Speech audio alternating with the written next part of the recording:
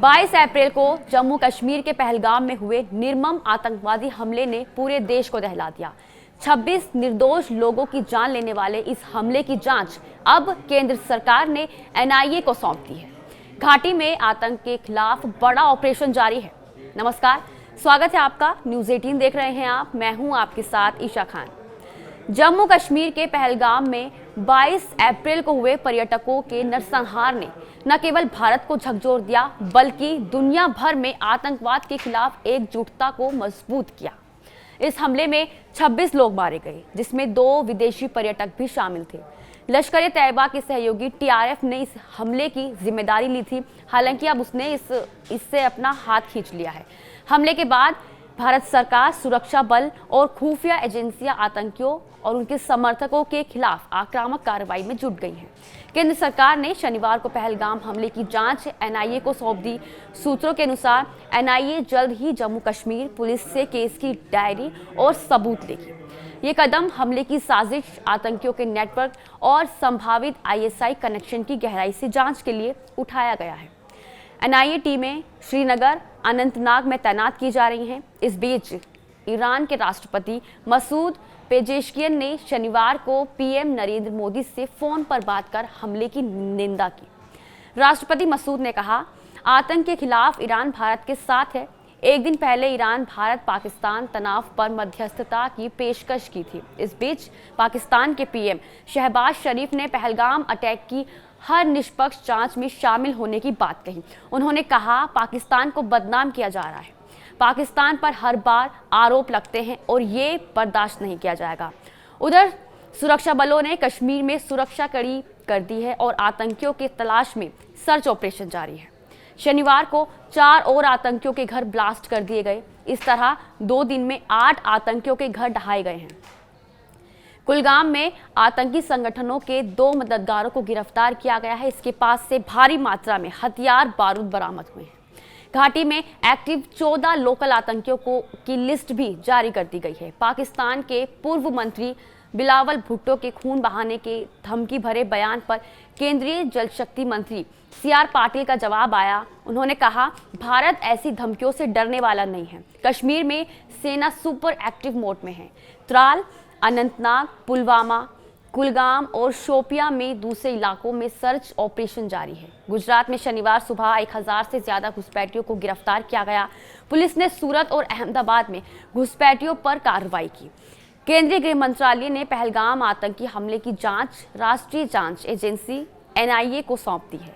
कुपवाड़ा में लश्कर-ए-तैयबा के कमांडर फारूक अहमद भट्ट का घर बुलडोजर से गिरा दिया गया। वहीं पुलवामा के खासीपोरा में जैश आतंकी अमीर नजीर वानी का घर भी धमाके से उड़ा दिया गया। ये कार्रवाई आतंकियों और उनके समर्थकों को कड़ा संदेश देने के लिए की गई। श्रीनगर और बारामूला में भी संदिग्ध ठिकानों पर छापेमारी जारी है। हमले के बाद जम्मू कश्मीर के सीमावर्ती गांवों में सुरक्षा व्यवस्था कड़ी कर दी गई है। बीएसएफ, पुलिस और विलेज डिफेंस गार्ड सदस्यों की बैठकें हुई, जिसमें बंकरों की मरम्मत और गश्त बढ़ाने पर चर्चा हुई है। पुंछ, राजौरी और कठुआ जैसे क्षेत्रों में ड्रोन निगरानी बढ़ा दी गई है। बता दें, पहलगाम हमले के बाद भारत सरकार ने पाकिस्तानी नागरिकों को देश छोड़ने की 27 अप्रैल की डेडलाइन भी दी थी। आज इसका आखिरी दिन है और देश के अलग अलग राज्यों से बड़ी संख्या में पाकिस्तानी नागरिक अटारी बॉर्डर पर पहुंच रहे हैं। खुफिया एजेंसियां इनकी जांच कर रही हैं ताकि कोई भी संदिग्ध आतंकी गतिविधियों में शामिल ना हो। ये कदम भारत की आतंकवाद के खिलाफ जीरो टॉलरेंस नीति को दर्शाता है। और पहलगाम हमले में अंतर्राष्ट्रीय स्तर पर पाकिस्तान को अलग थलग कर दिया गया। ईरान के राष्ट्रपति मसूद पेजेश्कियान और यूएई के राष्ट्रपति शेख मोहम्मद बिन जायद अल नहान ने प्रधानमंत्री नरेंद्र मोदी को फोन पर हमले की निंदा की है और आतंकवाद के खिलाफ भारत के साथ एकजुटता जताई। ये कदम खाड़ी देशों के बदलते रुख को दर्शाता है, जो पहले पाकिस्तान के करीबी सहयोगी थे। जम्मू कश्मीर के कुलगाम जिले में कुल सुरक्षा बलों और आतंकियों के बीच मुठभेड़ हुई। सूत्रों के अनुसार 2 आतंकी एक मकान में छिपे हैं, जिन्हें सेना और सीआरपीएफ ने चारों ओर से घेर लिया है। ये ऑपरेशन पहलगाम हमले के बाद आतंकियों के खिलाफ चल रही कार्रवाई का हिस्सा है। इलाके में इंटरनेट सेवाएं बंद कर दी गई हैं। पहलगाम हमले के बाद पाकिस्तान के नागरिकों में अपनी सेना के खिलाफ गुस्सा भड़क उठा है। एक्स पर पाकिस्तान सेना प्रमुख इस्तीफा दो ट्रेंड कर रहा है, जिसमें यूजर्स ने सेना प्रमुख जनरल असीम मुनीर को आईएसआई और आतंकी संगठनों को संरक्षण देने का जिम्मेदार ठहराया। पहलगाम हमले के बाद वैश्विक अलगाव से बचने के लिए पाकिस्तान ने कूटनीतिक प्रयास तेज कर दिए हैं। पाकिस्तान के उप प्रधानमंत्री और विदेश मंत्री मोहम्मद इसहाक डार ने अजरबैजान और मिस्र के विदेश मंत्रियों को इनसे फोन पर बात की। डार ने कश्मीर के मौजूदा हालात पर चर्चा की और समर्थन की उम्मीद जताई। हालांकि विश्लेषकों का मानना है कि वैश्विक समुदाय में पाकिस्तान की साख कमजोर होने से ये कोशिश विफल हो सकती है।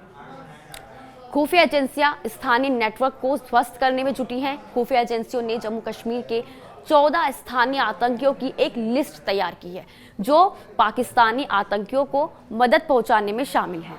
इनमें टीआरएफ, लश्कर-ए-तैयबा के संदिग्ध शामिल हैं। एजेंसियों ने इनके ठिकानों, बैंक खातों, संपर्कों की जांच शुरू कर दी है।